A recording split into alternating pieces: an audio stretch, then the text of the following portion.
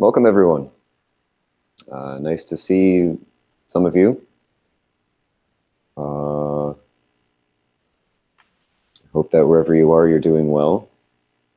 Um, let's go ahead and start off this uh, afternoon or whatever time of day it is for you with a little bit of quiet sitting. So I'll ring the bell and we'll do a little bit of practice together.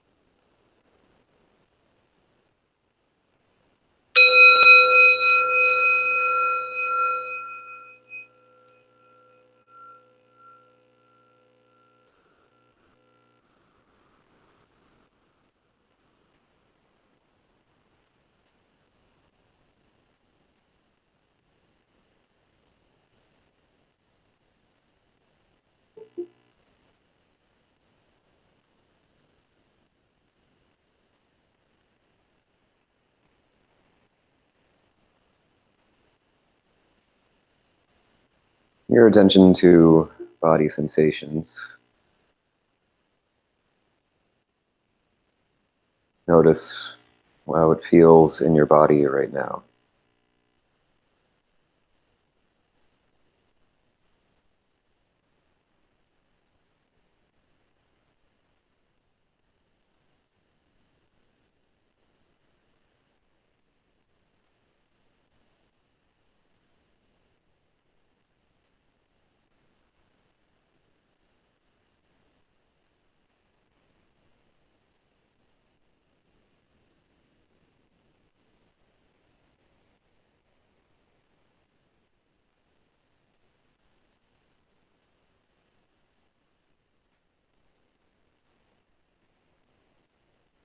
Often we spend a lot of time thinking about body sensations,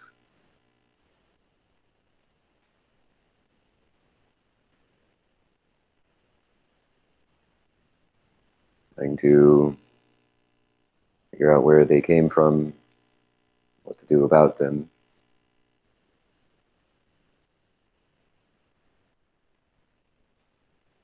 For now, just for a little while, let's set all of that aside.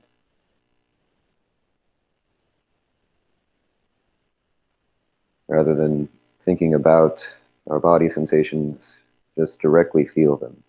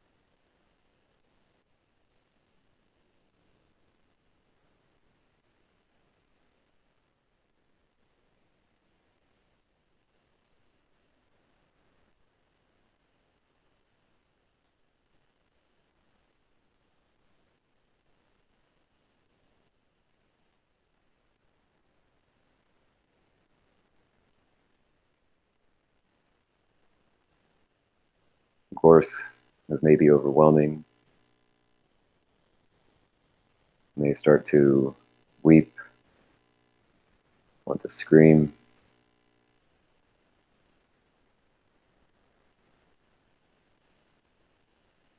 The physical circumstance permits that, then go right ahead.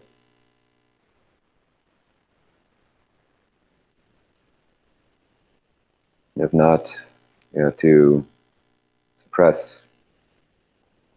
the external manifestation of experience of body sensations in this moment,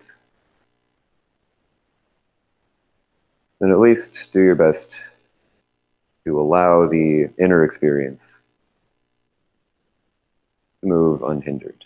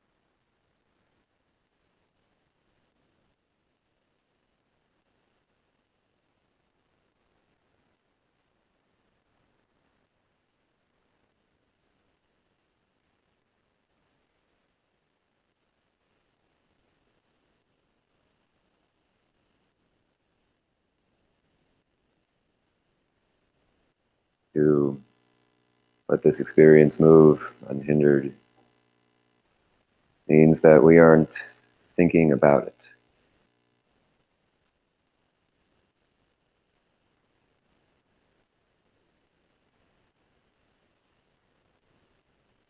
We don't know why it's happening.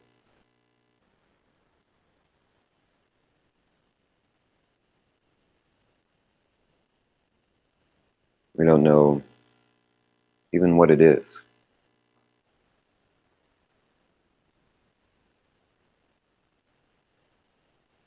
Instead of that, directly attend to it.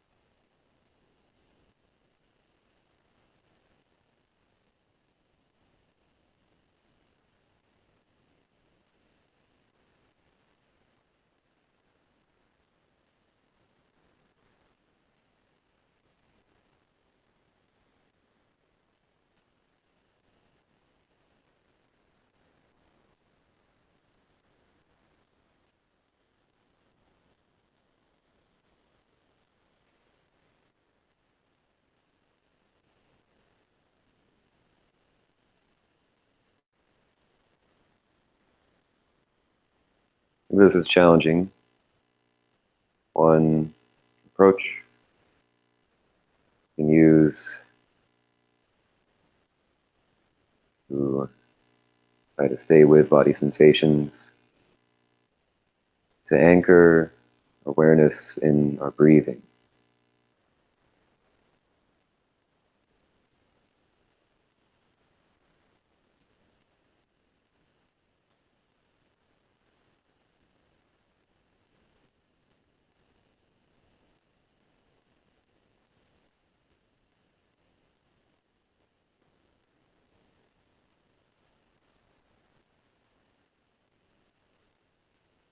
This moment's breath is unplanned,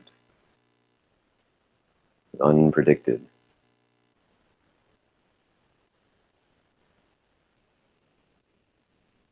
That way, it's unremarkable.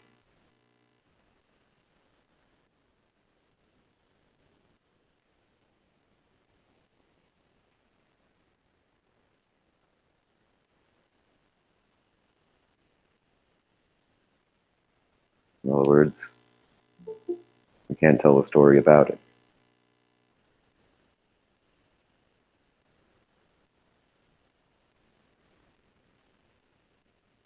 breath that we can tell a story about is already gone. That's not this moment's breath.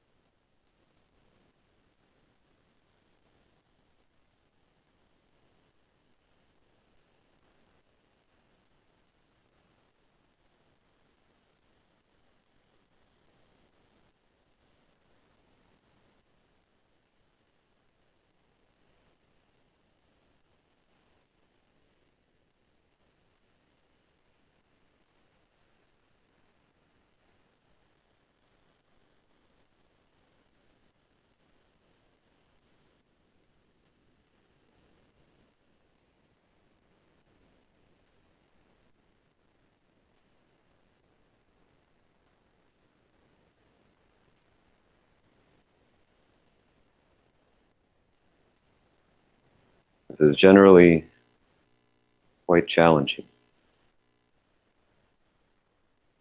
Generally quite challenging to just sit, attend to body sensations without thinking about anything.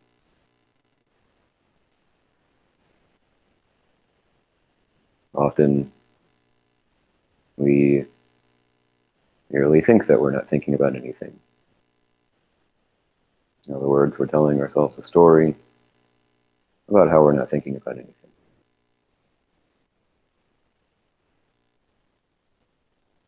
That's happening. You just have to cut through that. Somehow, using the breath, using the body, just attend to this body sensation in this moment.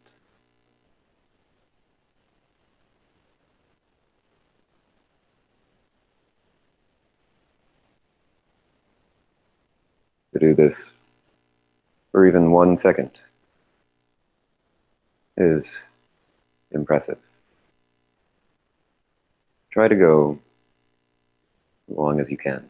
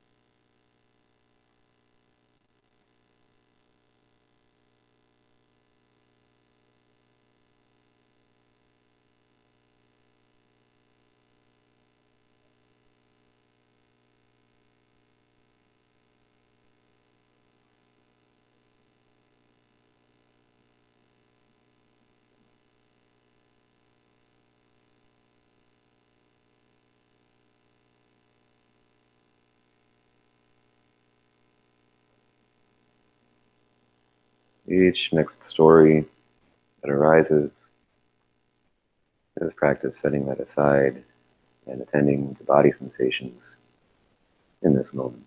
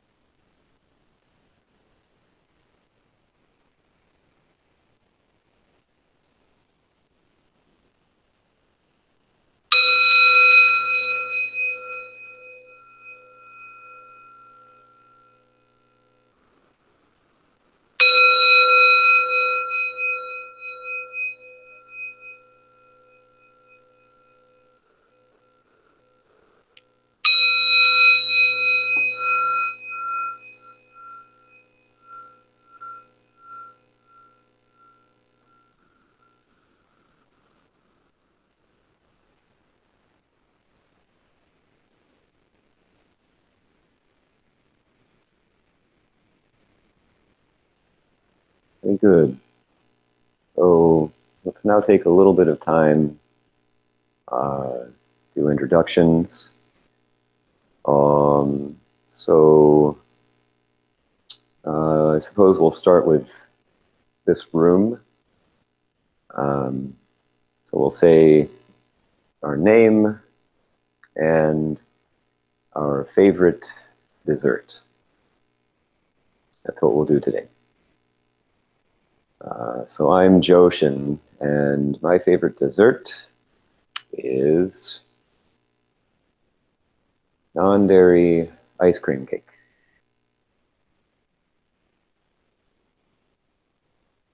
Hi, I'm Alice. Uh,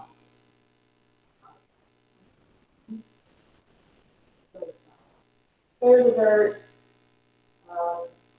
vegan chocolate cheesecake. Hi, I'm Wednesday.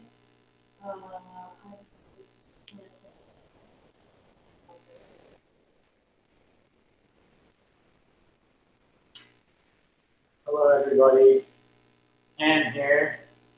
I love mini desserts.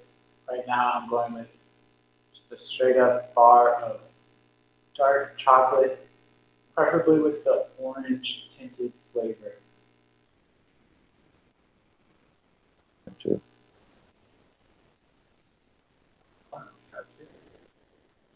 Very far, like now. Wow.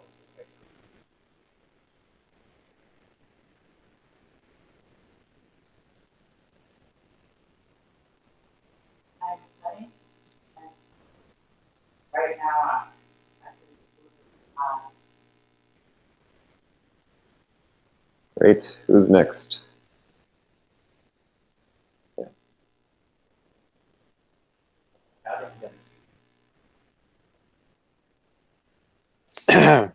I'm Abram, and right now I'm going to go with cheesecake. Cheesecake. Nice to see you, Evan. I'm David. My favorite dessert is, let's say, non-dairy peanut butter cookies. Non-dairy peanut butter cookies from David.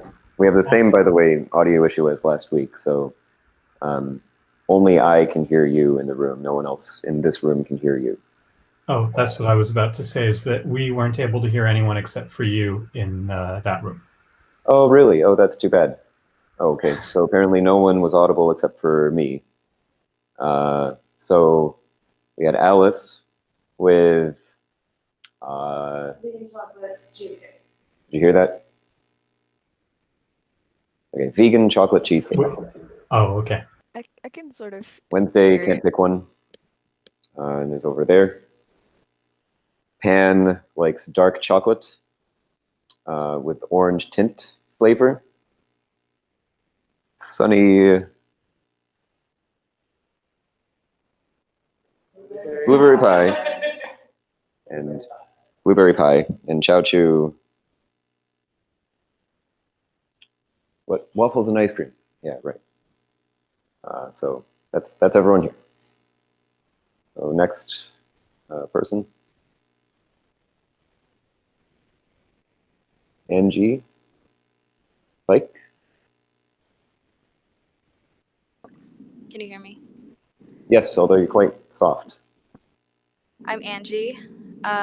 Favorite dessert right now, I would say chickpea blondies. You ever had those? Nice. Chickpea blondies.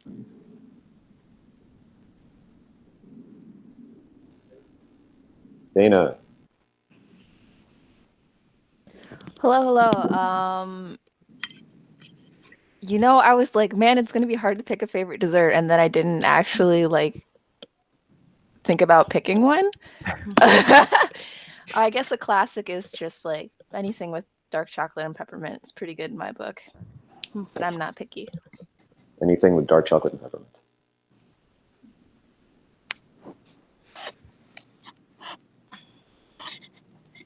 Who's next? Daniel Blank. I'm Daniel, and right now I'm probably going to go with pecan pie. Pecan pie.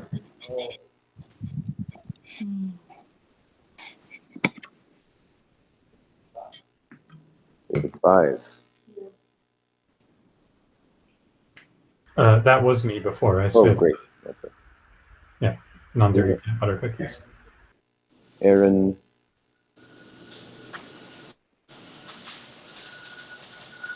Hi. Yes. Hey. Hey. I'm Morgan. Morgan. I think my favorite dessert is an espresso and a cigarette. An espresso with cigarettes? Yeah. Great. Very good. Next.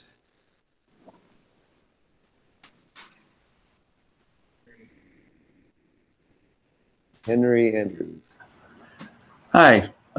Yeah, I'm Henry, and dessert, any candy bar with chocolate and caramel, I think. Candy bar with chocolate and caramel.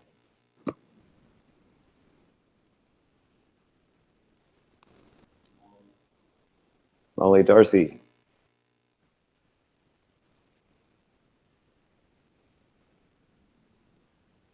Hi. I don't know if you can hear me. I'm Molly, and my favorite is classic chocolate chip cookies. Classic chocolate chip cookies. Yes. Next. Sorry? Pam Tarlow. Oh, Pam. Pam Tarlow.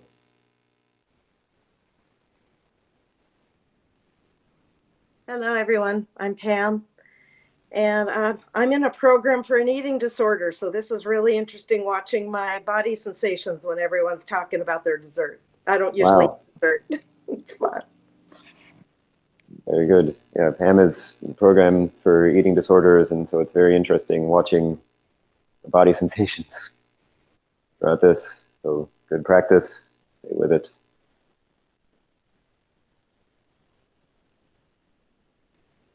Renee D. Okay, Mom. Hi, Sangha. I'm Renee, and my favorite dessert is rhubarb pie. Rhubarb pie. Great. My mom's favorite dessert is rhubarb pie.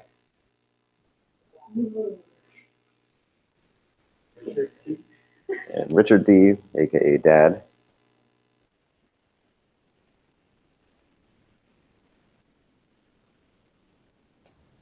Hi, everyone. Richard D, aka Dad. Carrot cake. Nice. Carrot cake. Very good. Robert Frank.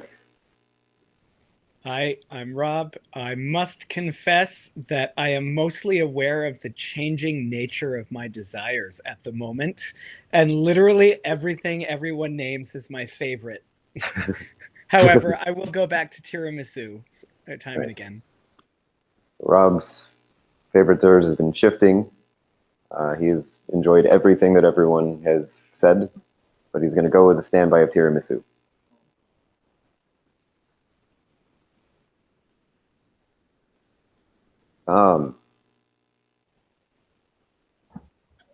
Hello, everyone.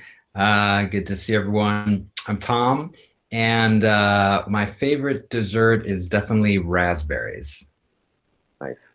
Raspberries.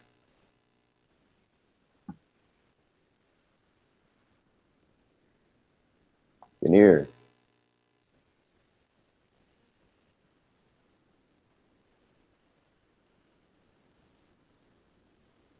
You may have to type again.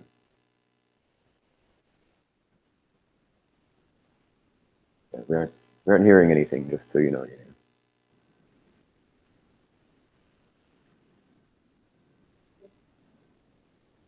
Yeah. How about now? Is that better? There we go. Okay, I was muted. I was saying that a lot of the desserts mentioned I could pick as favorites, but I love berries and berry pies. Nice. Again, a lot of the desserts mentioned could be favorite, but berries and berry pie. Great. So thanks for doing that. I really appreciate getting to see all of your faces during that section. That's really nice for me. Hearing from you. Hopefully soon we will have enough audio technology that everyone can hear you. But here we are. So we'll just soldier on. So the topic for this week, the one that we sent out, was fundamental insanity.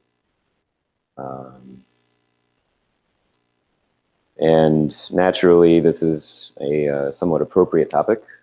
It's one that I think we all have a little bit of, well, it's one that's a little poignant for us right now.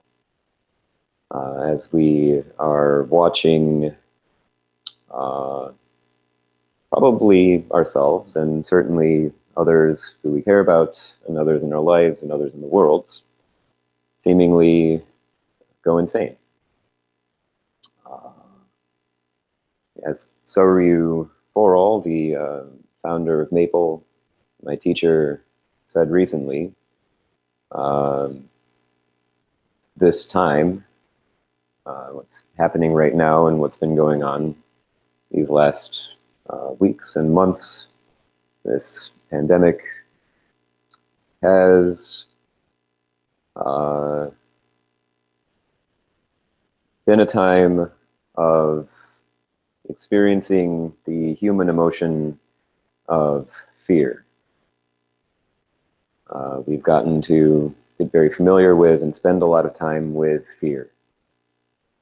See what that's like, move through it, and watch its impacts, watch its effects on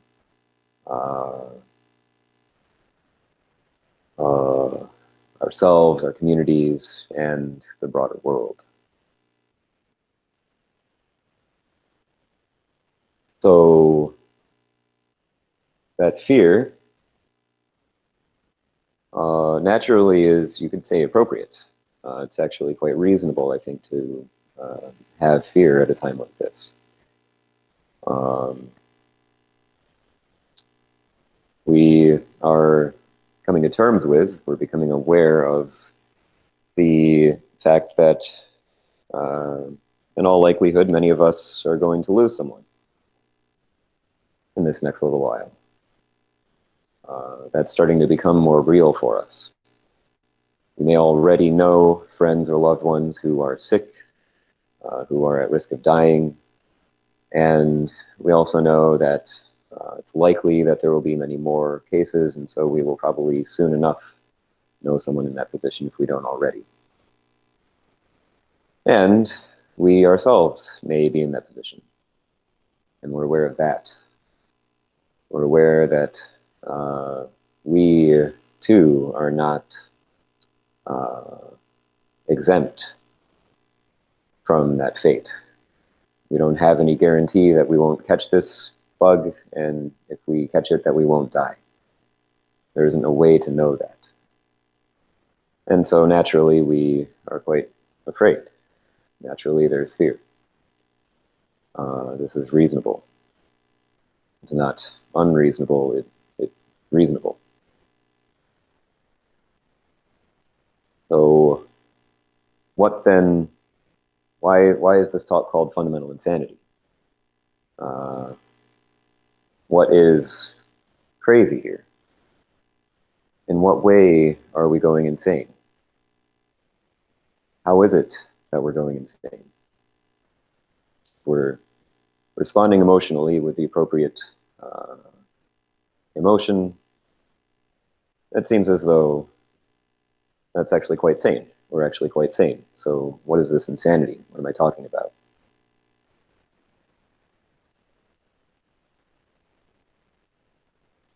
The basic insanity, of course, is what we worked with during that introductory meditation period. This is, according to the Buddha, the underlying insanity, the basis of insanity, of delusion, of ignorance. The basis of all of this, in other words, the thing that's underneath all of it, that is at the very basis from which all of the rest of the delusion, all of the rest of the ignorance, all of the rest of the insanity comes forth, is this tendency that we have to perceive something and then draw an imaginary object out of it and think about that a lot. Tendency that we have to have an experience which we then miss in some way. We experience inaccurately in some way that then leads to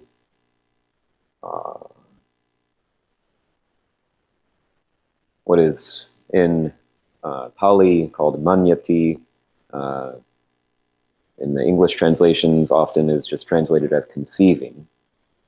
This thinking about everything in a way that is unskillful, unclearly seen, not clearly seen through. So we have an experience of something, we then misperceive it, we create an imaginary version of it in our heads, and then we think about that imaginary thing, and then we think all kinds of things about it. For example, we think that that thing is me. We think that there is a self in that thing, or something that's worthy of being possessed by a self. Or we may think this thing is the nature of reality. This thing is ultimately true. The text in which this is discussed is called actually the what's the Mula Pariyaya Sutta. In English, it's translated as the root of all things, the root sequence of all things. and has actually that sense. The title of the text itself gives the sense that we have the sense that these things that we're thinking about are the root of all things, are the basis of reality. So what are these things that we think about? There are, in the text, many different kinds of things that are given. The very first example, actually, is earth. The text starts off talking about how we do this with respect to the earth element. The earth element naturally was, in the time of the Buddha in ancient India, taken to be one of the 4 or 5 elements that made up all of reality. And it was seen in the same way that we see maybe atoms, molecules, or maybe quarks. It was seen as the sort of basis of reality, the smallest thing upon which everything else was built. Earth, in particular, maybe it isn't so important to get into what that means specifically. It actually has quite a detailed and intricate meaning in the text. You could say it means solidity. Of course, literal earth, dirt, rocks count as earth, but also anything solid, anything that has mass, anything that has substance, and you could even say anything that has a particle nature, if you wanted to, look at it in that way. So the text is claiming that we perceive earth. We, perceiving earth, draw out a perception earth. Based on that perception earth, we conceive about it. We think about it. We have all kinds of ideas about it. In particular, we may imagine earth is the basis of reality. In the same way, nowadays we imagine, for example, matter is the basis of reality. Matter, particles, substance is everything that there is. And we say this. We say there actually only is matter. Or maybe there is only matter and energy. We say this. We say that there's only matter and energy and there's nothing else. Everything else that exists is just an epiphenomenon that comes out of earth, comes out of matter, comes out of particles. In fact, our experience comes out of earth, comes out of particles. The Buddha claims that we are doing this, conceiving matter in this way, conceiving a self in matter. We say that I am just atoms and molecules, and therefore, when I pass away, there won't be anything else, because there's only the atoms and molecules that are me, and those will be gone. The reason that we're doing this, the reason that we're doing all this conceiving about it, is that we haven't comprehended it. Which, for now, we'll just say means that we haven't directly been aware of it with sufficient concentration, clarity, and equanimity. We haven't truly experienced earth as earth and stayed with that experience without thinking about it long enough to see earth coming into being and fading away. Long enough to see that earth is not stable, it isn't permanent, and that if we grab onto it, if we try to make it into me, try to make it into a self, then we suffer. This is just one example. The text goes through many other categories of experience, many other categories of phenomena, with the same general pattern, the same general point. And we are now in a position to observe that. We are responding to this situation, to this crisis, to this pandemic, generally speaking, with stories that aren't entirely accurate, aren't entirely true. And I think maybe most saliently, maybe the one that is most salient, the one that has been in my experience, strongest and most pronounced, is that we are responding to this with the story that we are choosing whether people die or not.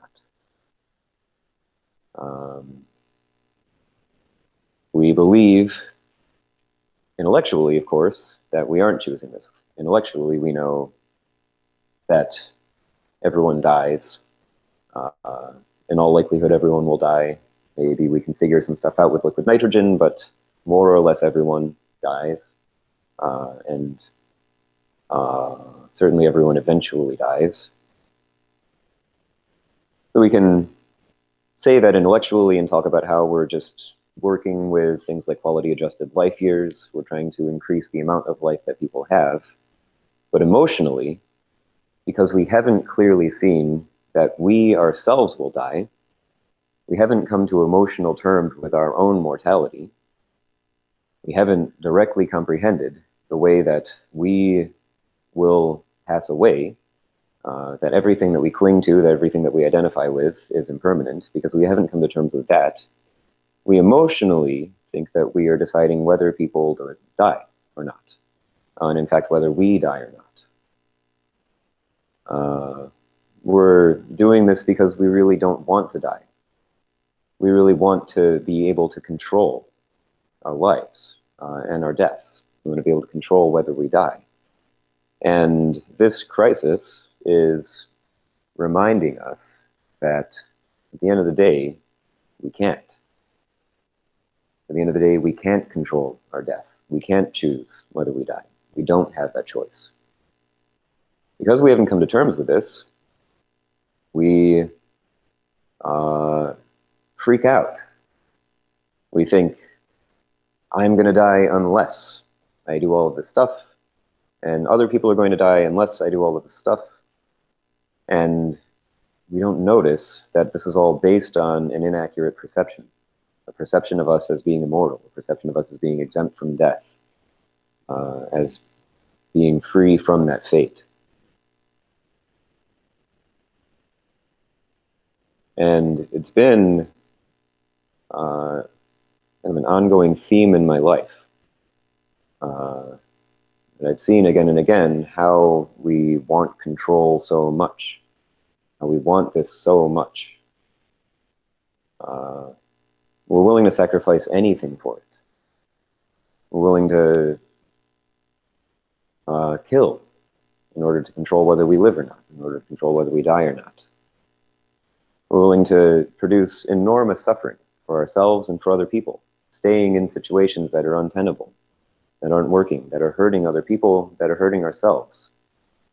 Because the alternative, to lose control, not know what will happen, is just too scary. We're not able to make that choice. We're not able to surrender. We're not able to give up control. Because of this, we have a long, slow struggle until we actually do die. In the end, we aren't in control, and we never were. So, first thing I'll say is just that we can use this crisis as an opportunity to come to the realization that we are immortal, that we are ultimately not in control. If we can do this, that will be of great benefit to ourselves and to other people. To see that this control that we've been grabbing onto is trying to set up our lives in a certain way so that things go the way that we want them to, wasn't ever going to work. The sooner we do this, the more use we can be, the more we can help people, the more we can move freely, liberated from that delusion. Of course, it's hard. Aware of how hard it is to do that.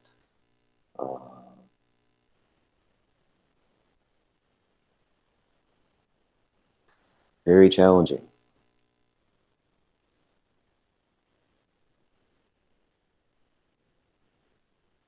And yet, at a certain point, we're asked to.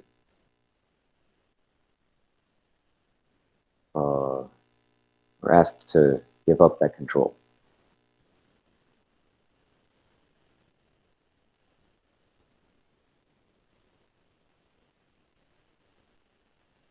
Next thing to mention is just, again, that because we're responding to stories in our heads, we are responding to this situation in a way that is good. I would actually say is good. It's good that we're taking it as seriously as we have been. It's good that such drastic action has been taken on a large scale. We've largely shut down trade, for example. We have crashed the market. I think that a lot of this is actually just the reasonable thing to do in this sort of situation. The issue is, because we're responding to stories in our heads, because we're responding to ideas about things, we're responding to the crisis that we know about, the crisis that we emotionally and intellectually know about, which, to be kind of blunt about it, isn't that big of a deal compared with the other crises that are currently facing the planet. Obviously, it's a huge deal. Maybe in a worst case scenario, 100 million people die. Maybe even more than that, who knows? This is really terrible. It's unfathomably terrible, and yet it isn't as bad as the climate crisis. Thoreau talks about this. Right now, just to give one example, in India, they are building a wall around Bangladesh. Bangladesh is a city that is low, near sea level, and is likely to be flooded. Sea levels rise very soon. And there's a wall that's being built around it in order to prevent people from getting out of it. Everybody is clear about why this wall is being built. No one is confused about why the wall is being built. The wall is being built in order to keep people in Bangladesh as the climate crisis worsens and those people are killed. The wall is being built with much more fervor than the wall on the US-Mexican border, for example. And this is just one example, and this is just the human world. The consequences of runaway climate change are utterly horrifying, and have already been utterly horrifying. It's not like this is something that is in the future. We are already destroying the habitats of many different species. We've had a respite from it due to our response to this pandemic. There's been a brief bit of a respite from this relationship that we have with the natural world. And we've actually seen, in a very short amount of time, nature respond to that. Seen mountain lions come down into the streets, deer roaming around in the streets. It's been quite nice. But we have to actually address this. We have to not just let this energy that has been brought forth by this pandemic go to waste. We have to bring it to bear on the true issues, on the true crises. Another example, of course, that I often talk about is artificial intelligence. That our headlong race towards building better and better AI will, in all likelihood, lead to a scenario in which AI destroys all life in possibly the entire universe. Which I said last week, we can now consider in a different way, knowing that even though it's hard for us to imagine, hard for us to understand these things, coronavirus is hard for us to imagine, hard for us to understand, and yet was real. And in the same way, it may be that AI, even though it's hard for us to imagine, hard for us to understand, may be real. And climate change, even though it's happening to people in the future and to people far away, is nonetheless real, is nonetheless happening to real people. We see in considering these crises how the way that we perceive impacts what we do. Because these larger crises, the climate crisis, the AI crisis, maybe call it technological crisis, technological disruption crisis, are harder to see. They're harder to think about. They're harder to understand. And they're harder to imagine. And most of our compassion, most of our desire to be of benefit, most of our caring, of our kindness, is going towards that which we can understand. It's limited by what we can understand. It's limited by what we can think about. It's limited by what we can see. Again, because we're using this same method of having an experience and then drawing a perception out of that experience.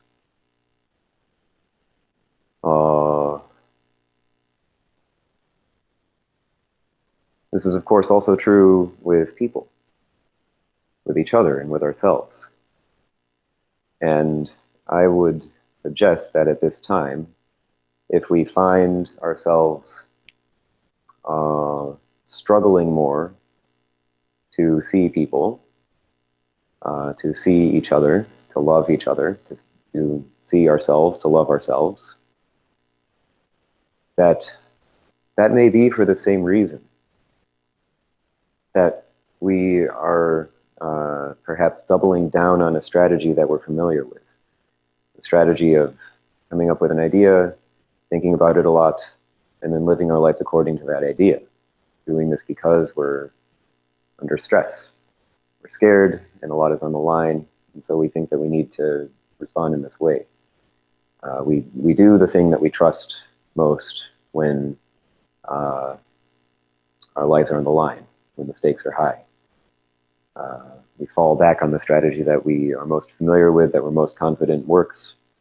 And for many of us, this strategy is that we miss the true people in our lives in order to interact with people in our heads who look like them.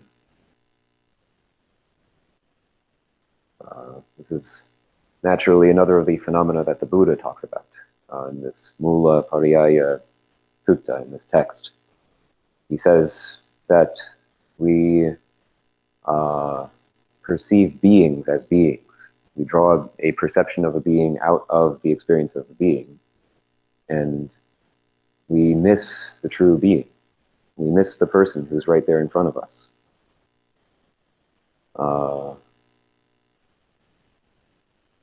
We can spend a long time having fights with these people in our heads.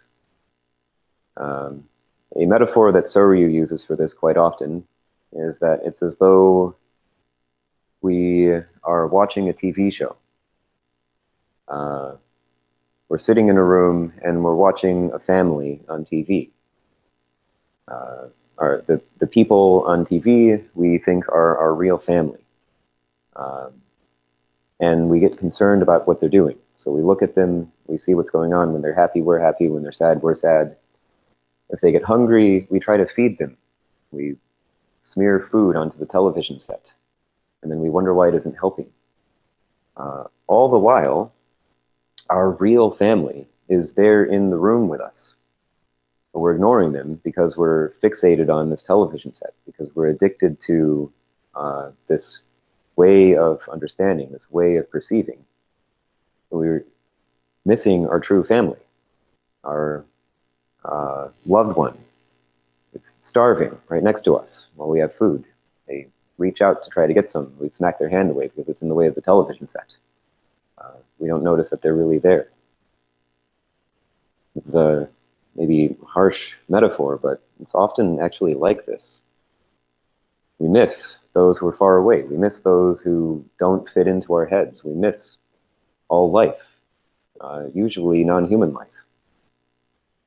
And of course, most human life, the several billion people on the planet who are in extreme poverty. We're too busy attending to our TV set, to our TV show, actually to help them, to attend to them.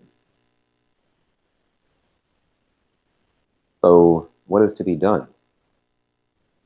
We have this fundamental insanity. We are addicted to telling stories about everything and believing that those stories are real. What do? Do we feel bad about ourselves? Do we judge ourselves? Do we try to hurt ourselves? No. There's actually clear instruction given on what is to be done. The Buddha has given us many different techniques for resolving this issue, for working through this. And the basic technique, the basic method, the basic strategy is that we directly attend to experience as it is. In the text, it's said. So the structure of the text says that a uninstructed, run-of-the-mill person, someone who is ignorant of the Dharma, people sometimes say the Buddha never judged anyone. That's not really true. He was actually quite pro-judgment. He says an uninstructed, run-of-the-mill ordinary person is going to do all of this conceiving about things, is going to miss the actual experience. But a trainee, someone in training, someone who's walking the path of spirituality, will instead of that train thus. They will directly experience earth as earth. Having the direct experience of earth as earth, they will not conceive about earth. They will not conceive things coming out of earth, a self, for example, coming out of earth, a self in earth. They won't conceive earth as mind. They won't delight in earth. All this means is that we use a mindfulness technique to directly attend to earth and naturally water, fire, wind, to attend to beings, to attend to all of the various phenomena in the world, to attend to states of absorption. We use mindfulness techniques to move through all of these different kinds of experience. So some of us have had this experience for ourselves. It's actually astonishing. We sit down, someone asks us, do you see a picture of your body in your head? Do you see your body? If you're attending to body sensations, do you see your body? Maybe your eyes are closed. We say, no, I don't see my body. But then we practice for a little bit longer, we keep on attending to body sensations, and then suddenly we notice, wow, there's a body there. I'm just making a picture of a body in my head. It's incredible.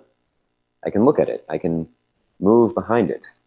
I can see what I look like behind myself. I can see my back right now.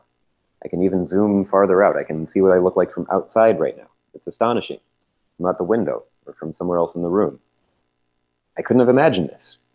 That's just having the direct experience of mental image. In other words, having the direct experience of cognizing, of cognition, of thinking.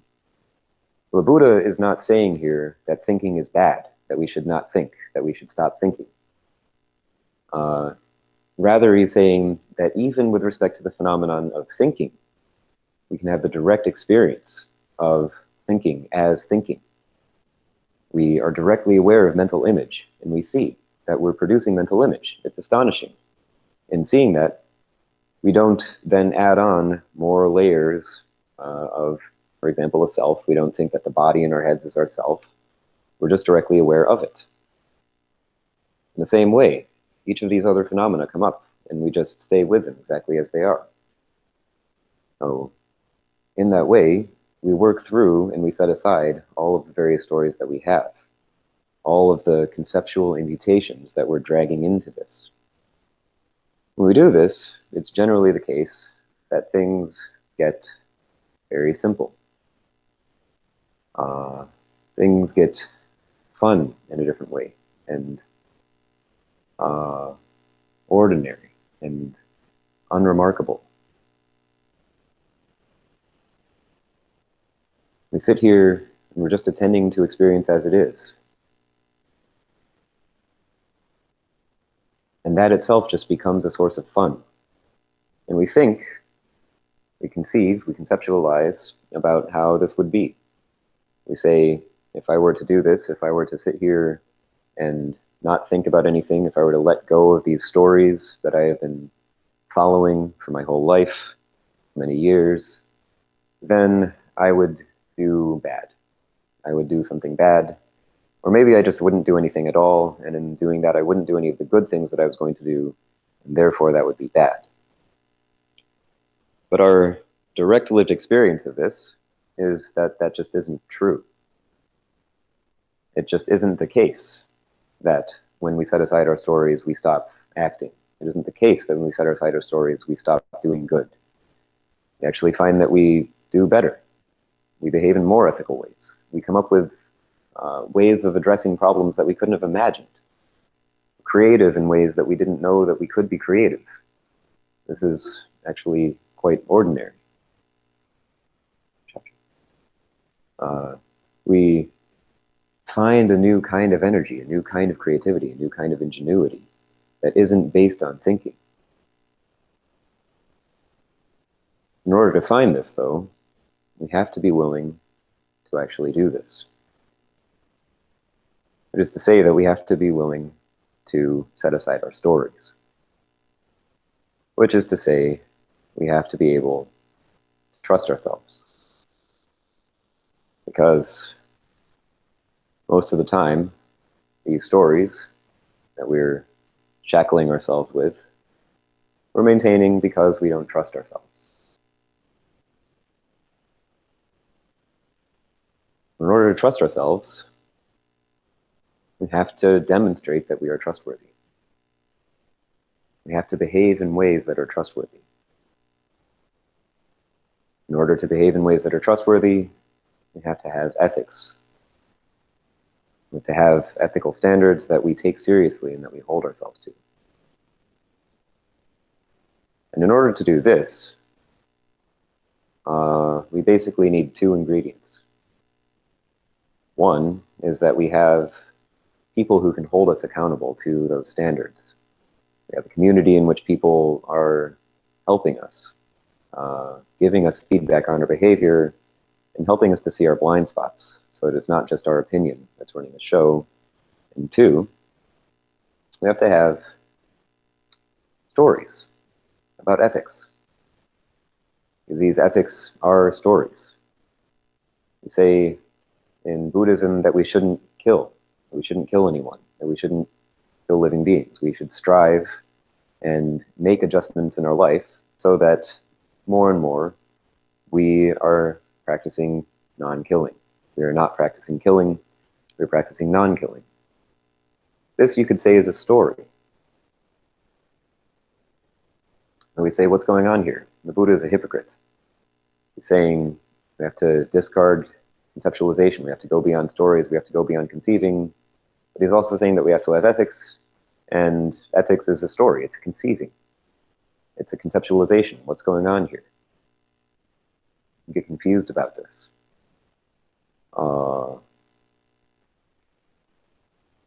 And yet this is simply the way that we do it. This is simply the way that it's done. If we don't do it in this way, if we just try to immediately discard every story, then we're just left with nihilism. Instead of that, we walk a path. That's why it's called a path. The path leads out of this trap. It leads out of insanity. It leads out of being trapped in stories, trapped in delusion, trapped in ignorance. But the whole path is in ignorance, is in delusion, is in stories. In just the same way as the path leading out of the room that we're in right now, if we're inside, if we're in a room, is entirely in the room, the path leading out of delusion is in delusion. And the beginning of that path is that we take on intentionally and cultivate through effort better delusions, ethical stories. We take on and identify with a better self, which we then relinquish.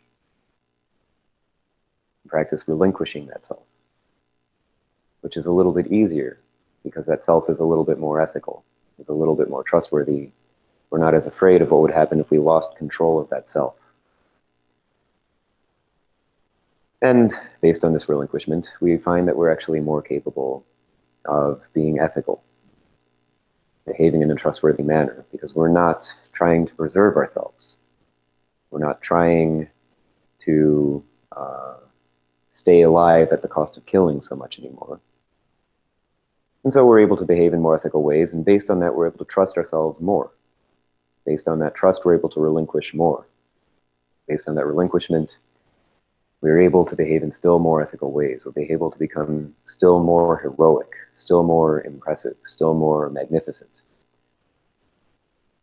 And this process, this cycle, is a spiritual path, is a way out of delusion, a way out of insanity, and is the way, fundamentally, that we can address the current crisis and the much greater crises that will require much more maturity for us to address in the same way. And I do hope that we do this, and I hope that the people in this group, that all of you can help us in doing this. You are, just because you're here, just because you're practicing, because you have any mindfulness experience whatsoever, some of the most sane people in the world right now. And I hope that you use this sanity to move this civilization in the direction of resolving the true crises that are facing it. Of course, the pandemic, and also the much greater crises that our immaturity, our attachment to conceptualization prevents us from taking so seriously. I hope that you and we find a way to take them this seriously so that we can take steps like, for example, dismantling the entire economy in order to solve them.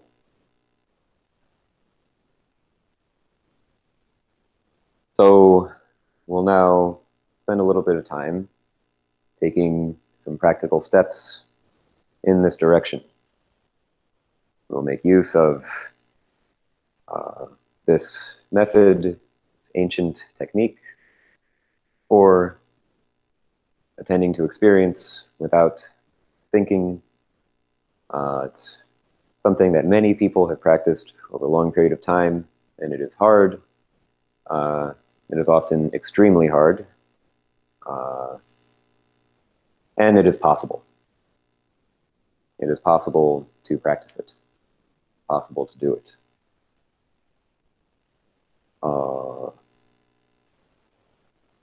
My own experience, it has taken an enormous amount of effort. It takes an enormous amount of effort to get to the point of even going a few seconds without drawing a perception out of this experience, without telling a story about this experience. And as we sit here for this next little while, that's going to be our job, is to somehow sit here, have this experience, and not tell a story about it. If we do this for even 5 seconds, this can change our entire lives. It can change the entire trajectory of our life, and therefore, the course of world history. To do this for even 5 or 10 seconds. So please, bring forth true urgency, bring forth true courage, true desperation, and great determination, great energy, great striving as we practice this technique together for a little while.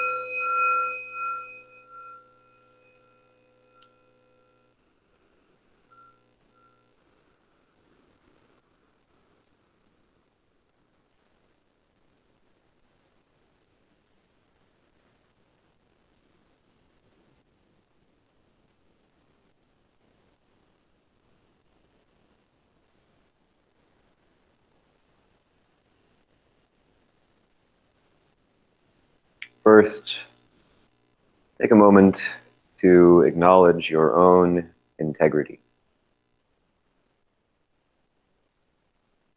Appreciate your own heroism.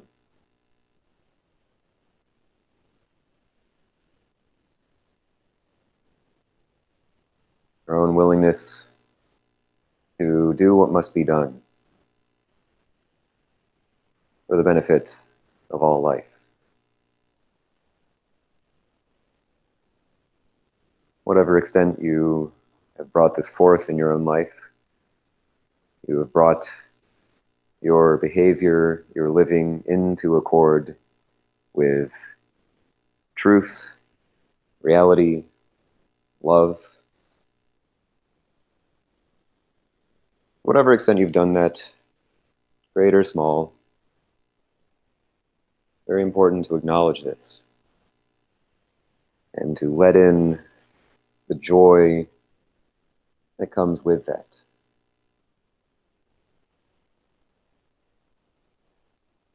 I often think that this path has to be about beating ourselves up, making ourselves good. But we can and should appreciate our own integrity.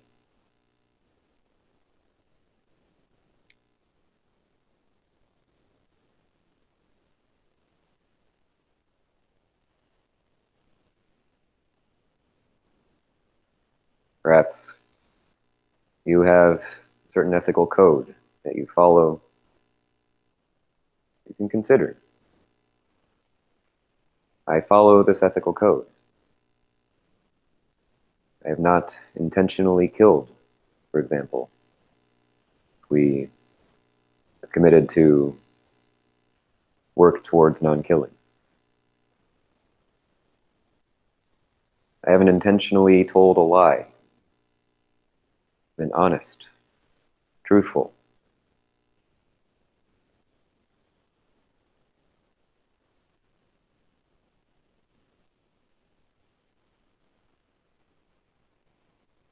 Whatever it is for us,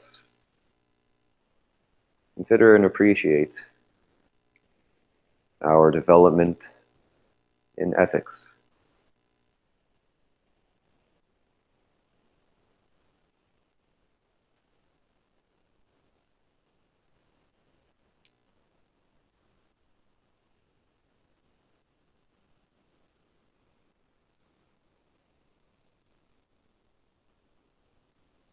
And using the energy that comes from that confidence, the joy that comes from that integrity, using this energy, bring your attention to body sensations.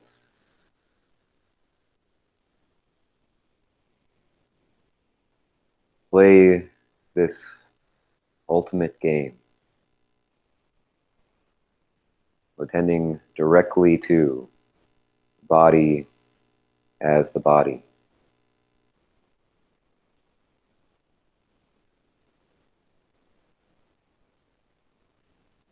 The breath as the breath.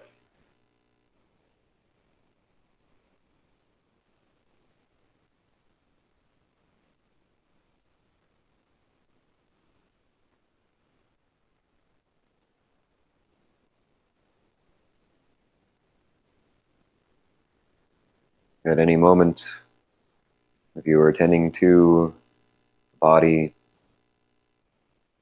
breath directly, and you're hitting the target in terms of this game. And if you're attending to stories about yourself, attachment, concepts, at that moment, you're missing the target.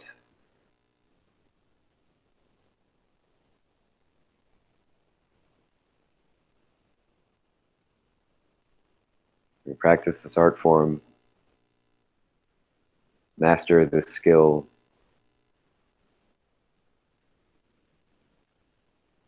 so that this itself is fun.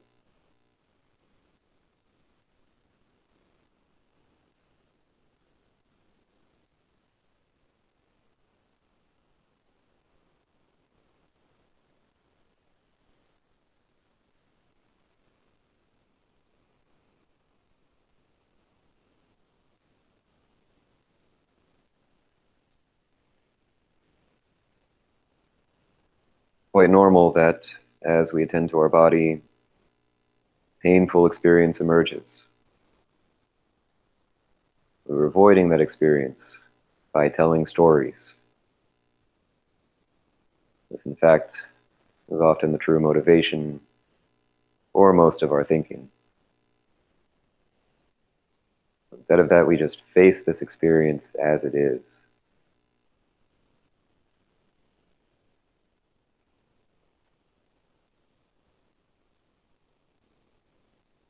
Face the grief, sadness, fear, confusion. Face whatever it is.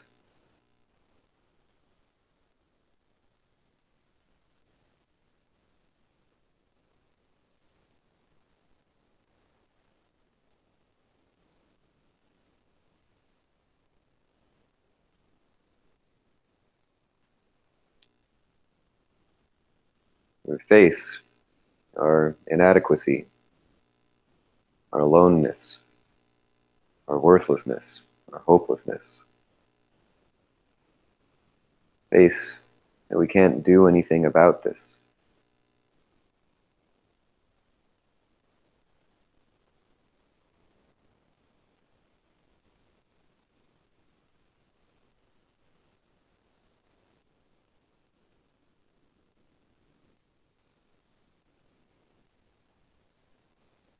And instead of telling a story about it, we just face it directly, stay with it as body sensation.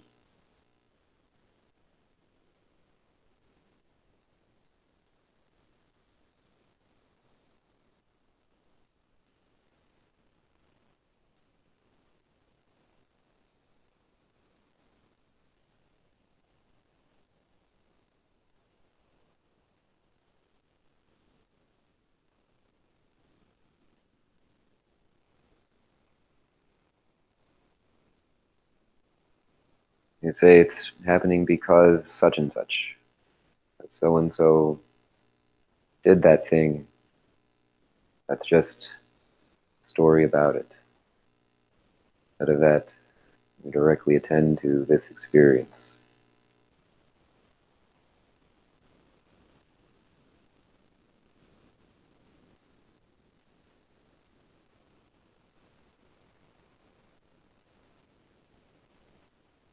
I think it means all kinds of things.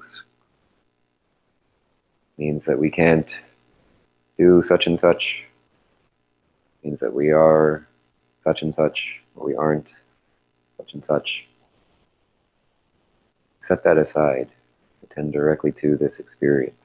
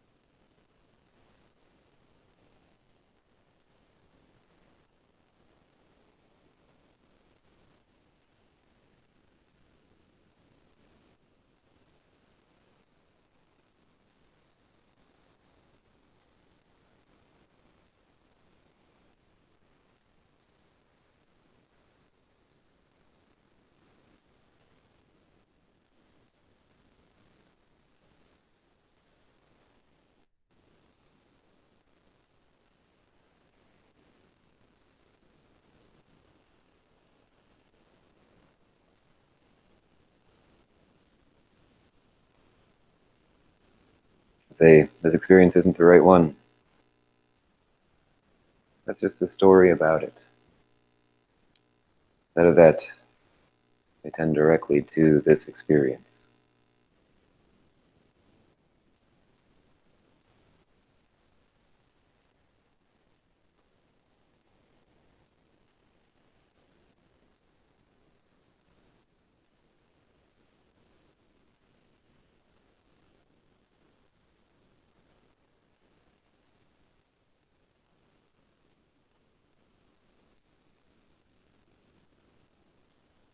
In this way, becoming disenchanted with it.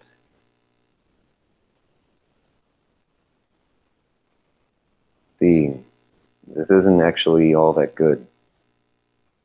This isn't actually worth clinging to. This isn't actually worth calling me or mine.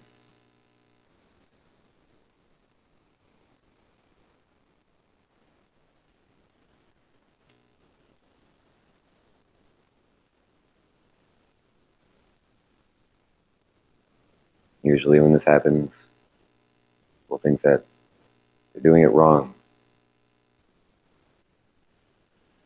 This is just the experience of suffering, coming to comprehend it, to comprehend the first noble truth.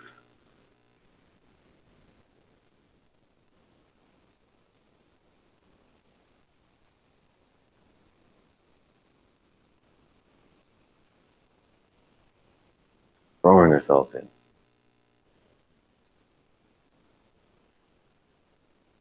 Full body, engaged. How to attend to this experience right now.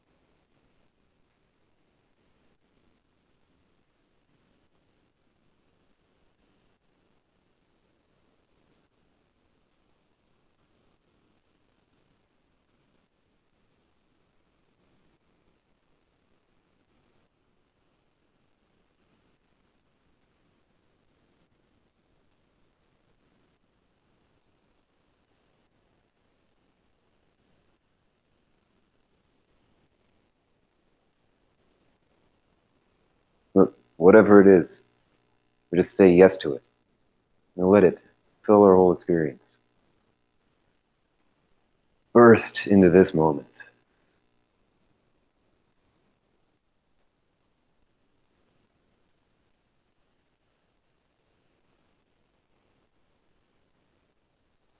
Whereas pain, we let the pain expand, fill our whole body. It falls away. We let it vanish completely without a trace.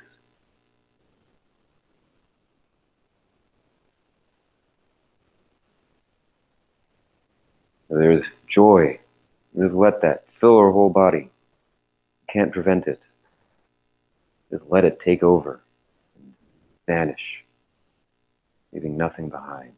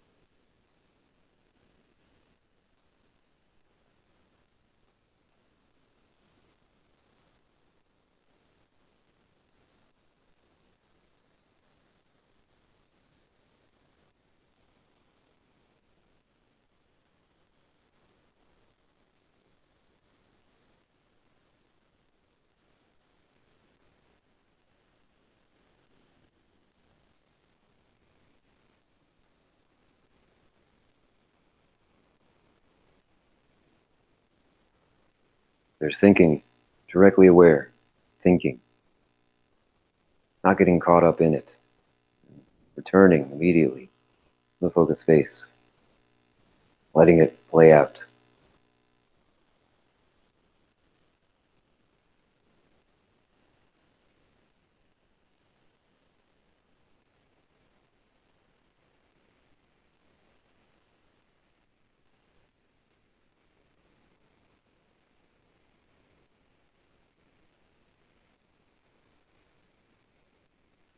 Without any time to think about having left the focus space. Just immediately come back.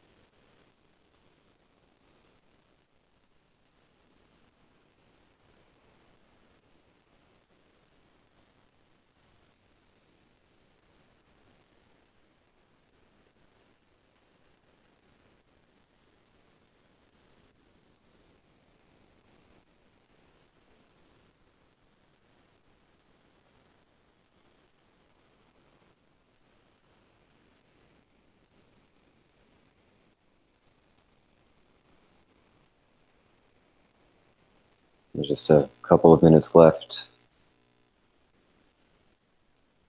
With everything that you've got.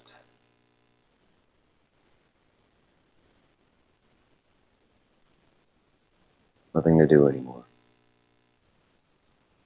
Just give this one moment everything you've got.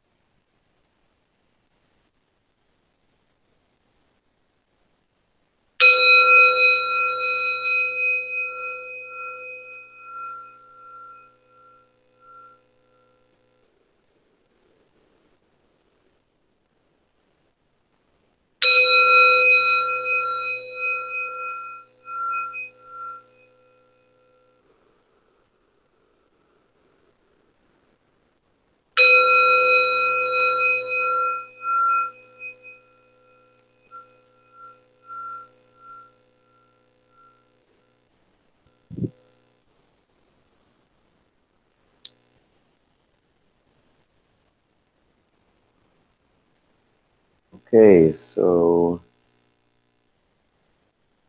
now I have a little bit of time for questions, comments, reports,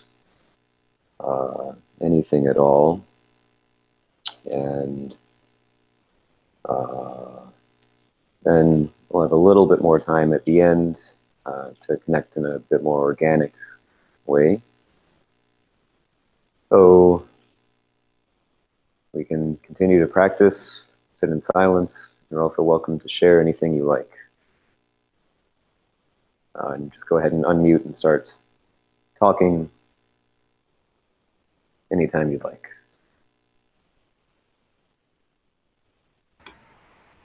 Why is it bad to want control? Shouldn't we strive for power in addition to wisdom and love so that we can, you know, actually make good things happen in the world? We want control, and this prevents us from having power. The question is, why is it bad to want control? And so the first thing is just that it doesn't work. The quest for control winds up preventing ourselves from taking appropriate action in the world, because appropriate action in the world is often not action that we understand or control. So the first point is just that it doesn't work that well for cultivating power. Oh.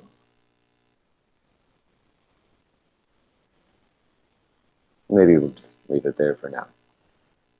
Oh, I had follow-up questions to that, but if you want to leave it there, Sure. we can Yeah, leave it there. How do we then take actions that we do not control? Are we not in control of our own actions? What's the difference between power and control?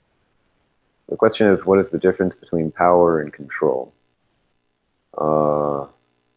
So control here the way that I'm talking about it means that we are able to make reality correspond with our imagination of it. And power means that we are able to do what we actually want.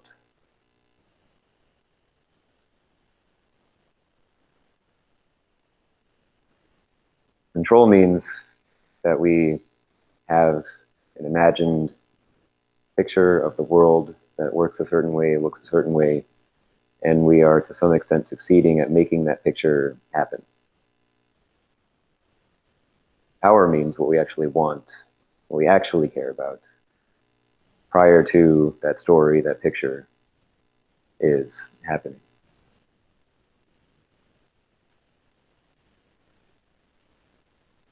Thank you.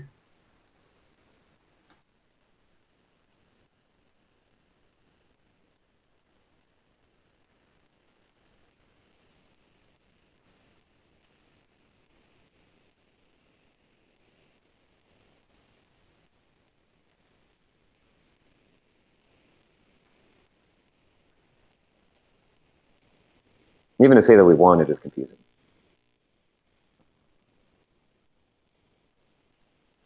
It happens, and we find that to be extremely satisfying, joyful.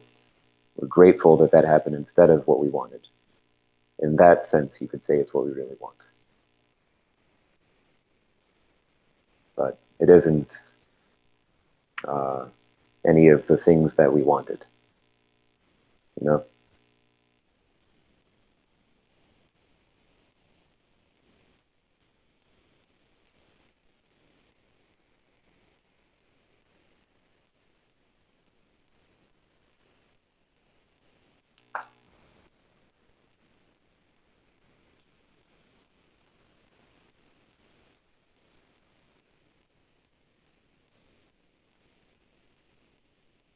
Anyone else? Of course, anyone in the room is also welcome if you have anything you'd like to ask about, talk about.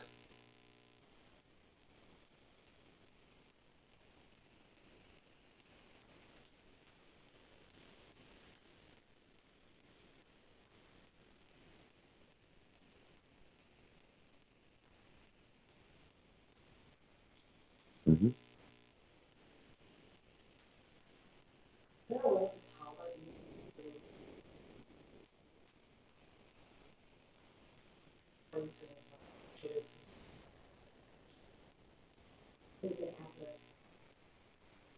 Yeah, it's kind of funny, isn't it?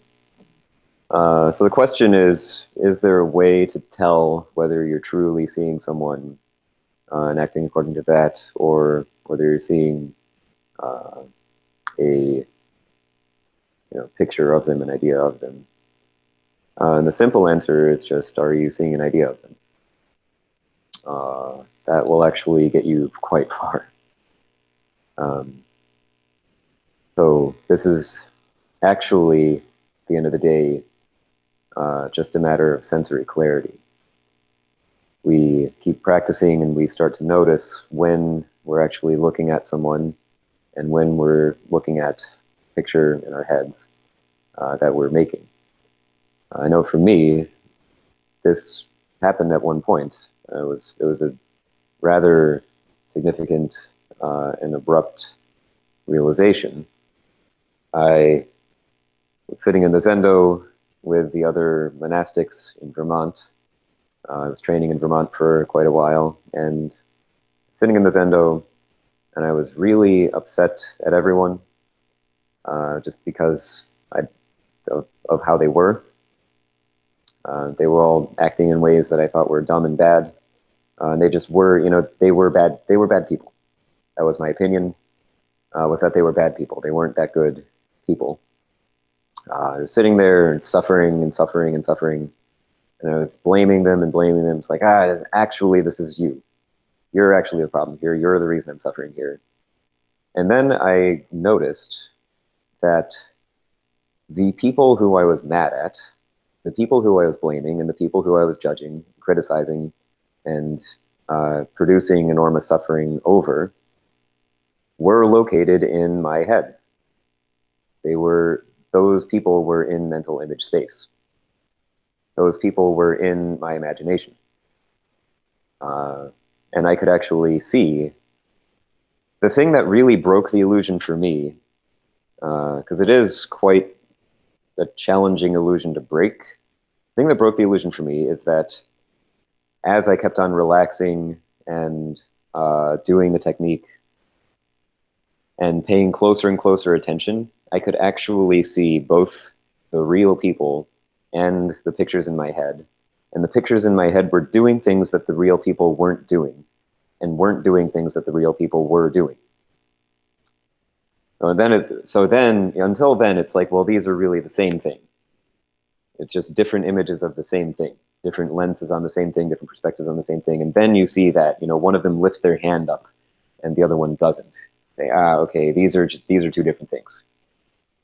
I don't actually know these people, the ones in the room. I don't actually know who they are or what they're doing. But these other people, these really bad people, those are fake. I'm making those, and that was a major shift. But then, of course, that's just the beginning, and there are more and more layers of it. And it's one of those things that seems like a very simple and easy and straightforward question, and is in a sense, and yet also there is an enormous amount of depth to it. And we keep on finding more and more subtle ways in which we're still involved in this process of fabricating an identity, even as we've uncovered many layers of it. So you just kind of have to keep going, and you have to keep on developing in terms of integrity and in terms of clarity. Usually people, of course, can just tell you. We're pretty good at knowing that. Not 100% reliable, because of course they may also be responding to someone in their heads, but usually we're pretty good at noticing when someone isn't paying attention to us. And so if we have the experience of paying attention to someone and someone else is informing us that we're not paying attention to them, then that's a good indication that we may be paying attention to a story. We may be paying attention to someone who isn't really there. Not perfect, of course, but it's a good indication. So anything else on that? Yeah, while knowing if you were really delusional to some extent, I was so maybe. But so there's an universe. have to. It's not. It seems like it's gonna have to be here. And you do that and also get the other person, like, try to help the other person. Yeah, so the first question is, there's two things in there. One of them is, what do you do if the other person isn't seeing you correctly? At the end of the day, you just have to deal with that. You can't really get them to do anything different from what they're doing. You can wish that they would change, but you have to consider the possibility that they're in some way that you don't understand, and maybe even in some way that they don't understand. They're doing this out of kindness. They're helping you face something that you need to face. So you don't really have control over their part of the equation. You can pray, you can hope, you can ask them, and that's really all you can do. You can control your side of the equation. You can choose to look at it in more or less skillful ways, more or less empowering ways. You can say, this experience is a gift that I don't understand. I'm going to work on receiving. Accept it with excitement, gratitude, an open mind, curiosity. And then the second point is, if we're coming to a situation and we want to say there's an interpersonal issue, there's a conflict, we want to somehow show up skillfully in that conflict. Again, at the end of the day, we just have what we have. As they say, we don't rise to love the occasion, we fall to love of our training. And so we just get to do what we're going to do. We just do our best. Sometimes that isn't good enough, and that's too bad. So we work on it and strive to do better.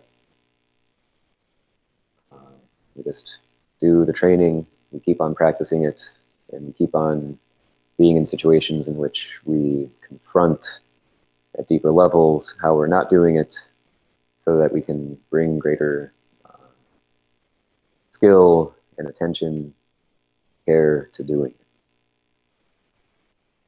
Anything else on that?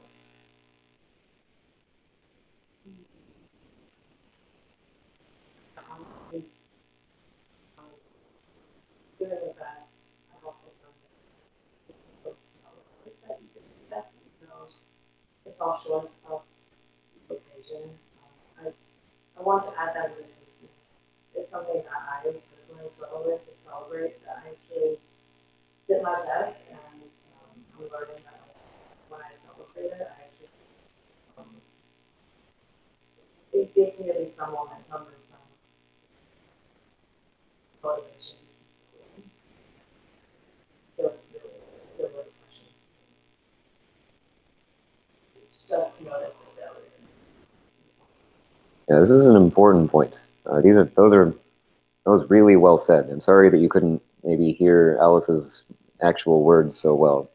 She was saying she's learned that it's really important to celebrate, even when it wasn't good enough, even when you weren't able to rise to the occasion. Still, nonetheless, if you did your best, and to whatever extent you did your best, celebrate that. This is extremely important. As you say, it gives you momentum. It gives you the ability to move on and to throw yourself into each next situation. We intentionally can cultivate the practice of celebrating whatever it is that we do in these situations. So one simple technique for this is that you can review the situation.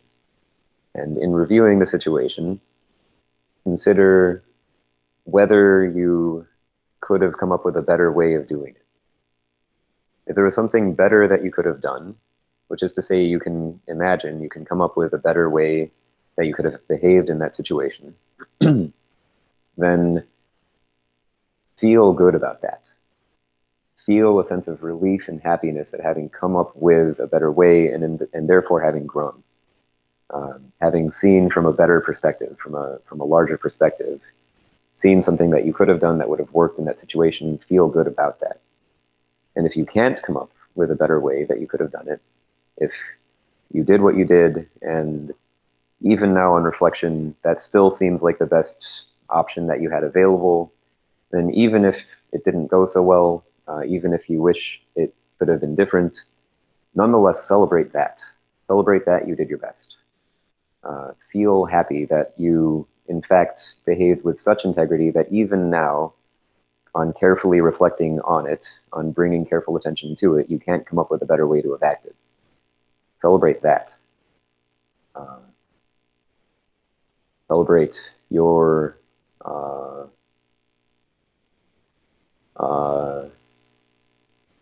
honesty and effort. Very important. Otherwise, it's too easy for this to just become dreary and painful.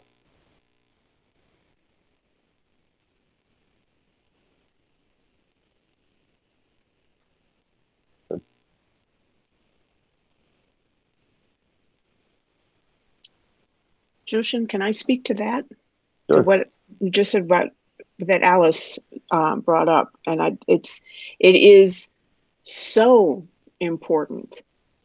One of the reasons it's important is that if you just happen to have acted skillfully and you don't know what was skillful about it, then it was luck.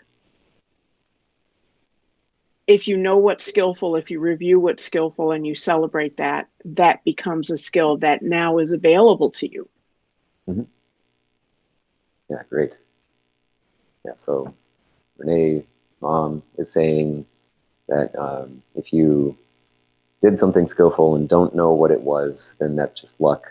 If you do know what it was, if you can see what it was that was skillful, then that becomes a skill that you can then employ in other situations. So, very well said. Anything else? I can't say often enough, loudly enough, skillfully enough, how important it is to celebrate the good that you do. To be with that, to honor that, to really be it is the thing that cleans your inner ecosystem more than anything else, I think. Well, I'm just emphasizing the point further, which I think is skillful and good to do. That it's very good to celebrate the good that we do.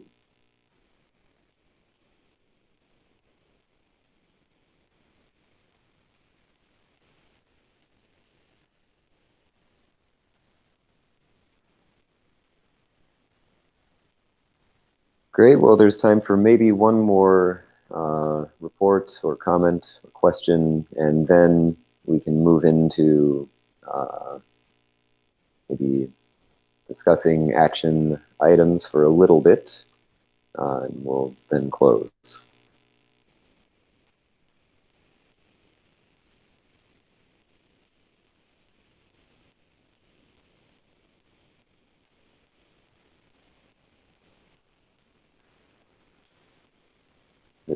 Quick. Maybe we'll,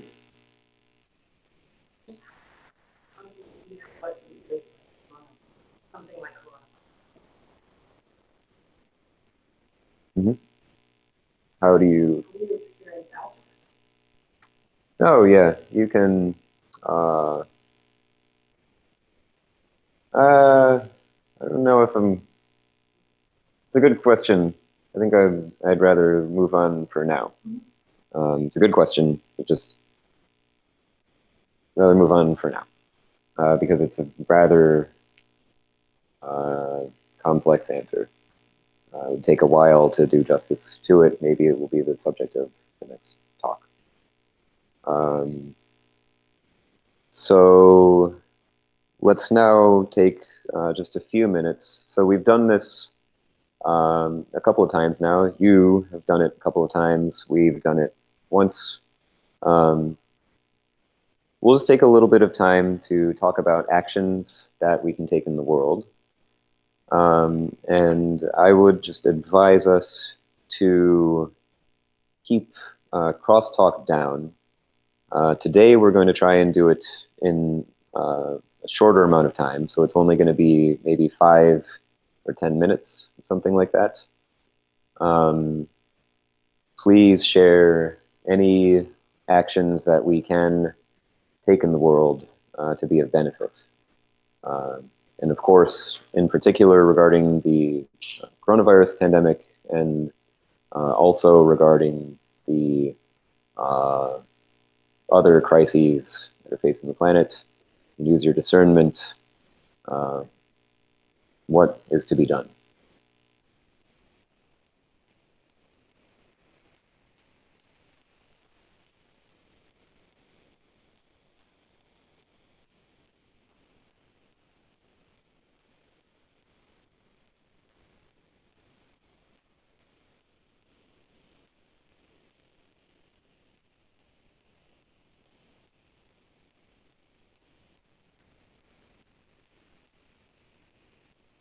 So I have one thing, which is just to the extent possible, spend time outside, in nature, probably 6 feet away from people who you don't live with. But really take time to let nature in. Even if that's just looking at a plant or being with a plant in your apartment, or maybe if you're fortunate enough to live somewhere where there are parks or trails. It's very important to let the sun into your eyes, to connect with life, to appreciate this beautiful planet that we live on. It can also be really helpful in terms of emotional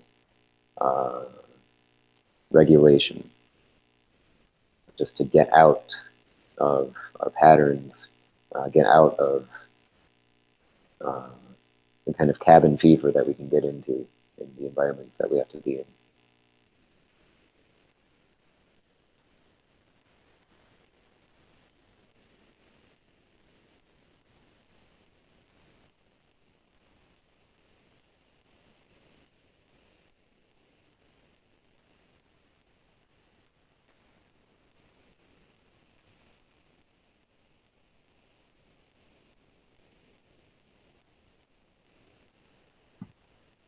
I have one small suggestion and reminder that everyone remember to try to do some daily motion practice and exercise.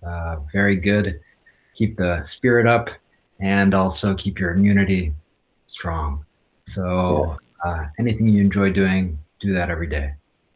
Yes, extremely well said. Tom says, just remind us to do motion practice, exercise every day. It's good for our immune system and our well-being. Maybe most significantly, it's good for our well-being, our clarity, our state of mind, and our happiness. Do something that we enjoy in terms of movement.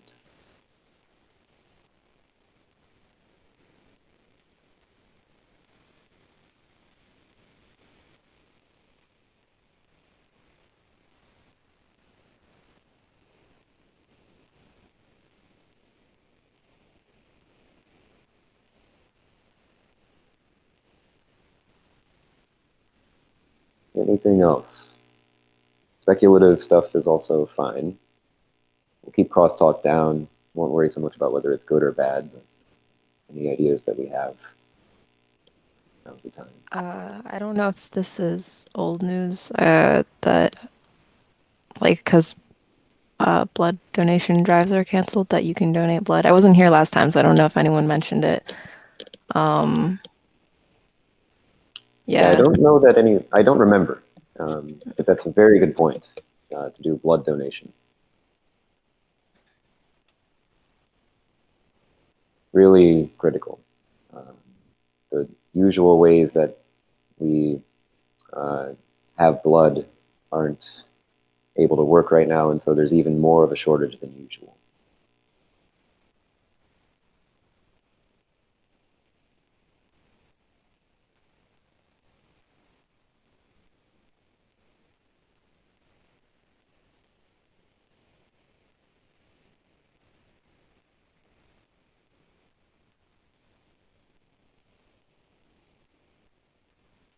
All right, one more suggestion.